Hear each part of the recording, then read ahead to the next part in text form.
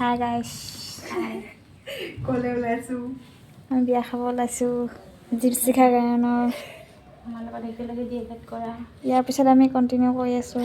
নমস্কাৰ সকলোলৈকে মোৰ অন্য এটি ভিডিঅ'লৈ স্বাগতম জনাইছোঁ। আজি আমি গৈ আছোঁ এটা বিশেষ অনুষ্ঠানলৈ আৰু তাৰ কাৰণে আমি সকলো ইয়াৰ ৰেডি হৈ আছোঁ। হাই ৰেডি হৈ থাকোঁতে ইহঁতক চিনাকি কৰাই দিয়া নহ'ল। ইহঁতে হৈছে মোৰ মৰমৰ ৰুমমেট এক্স ৰুমমেট। এয়া আৰু চিম্পুলকৈ আমি ওলাইছোঁ। আমি সৰস্বতী পূজালৈ নহয় বিয়ালৈ ওলাইছোঁ। যাবলৈ লাগিলে দেৰি হওক যি হওক কথা নাই, কিন্তু ছোৱালী মানুহ যেতিয়া দুখনমান চেলফি নহ'লে জীৱনটো আধৰুৱা, জীৱনটো নহয় আচলতে দিনটো আধৰুৱা।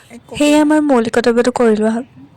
এতিয়া আমি দীপশিখাৰ বিয়ালৈ যাত্ৰা আৰম্ভ কৰিলোঁ। তাই ৰুমত থাকোঁতে আগদিনা আহিবা, এমাহৰ আগত আহিবা, এসপ্তাহ আগত আহিবা, কত যে হিচাপ। ফাইনেলি দিনটো আহি পালেহি আৰু তাই নিমন্ত্ৰণ ৰক্ষা কৰি আমি পালোহি বিয়াঘৰ।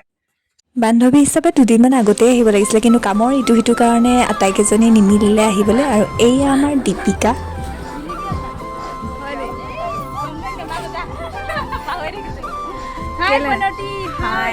দীপশিখা গায়নৰ বিয়া আছে আজি খাম আৰু কোৰ্চটো শেষ হোৱাৰ বহুত দিন পাছত লগ পাইছোঁ, লগ পাই ভাল লাগিল। আৰু এইয়া আমাৰ কইনা, তাইজনীক আজি বৰ মৰম লাগিছে।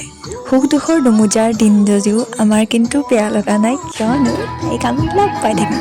আৰু আমাৰ কইনাই ক'লে যে পাছত ভিৰ হ'ব, ফটো মাৰিবলৈ নাপাম, সেয়েহে ফটো দুখনমান মাৰি লওঁ। আৰু ফটো উঠিলেই নহ'ব, ফটো কেনেকৈ আহিছে চাই ল'বও লাগিব।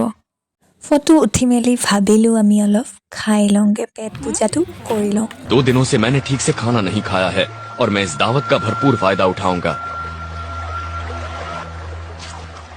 ओह, ये देखिए, आज कई दिनों बाद मुझे पहली बार सही खाना मिलने वाला है, मगर मुझे डर है कि कहीं मेरा खाना छिन খাই বৈ উঠি এয়া আকৌ ফটো ছেশ্যন চলিছে, য'ত ছোৱালী তাত এখন ফটোত জানো সন্তুষ্ট হ'ব পাৰে, কেতিয়াও নহয়। গতিকে ফটো উঠিয়েই থাকিব, উঠিয়েই থাকিব, উঠিয়েই থাকিব।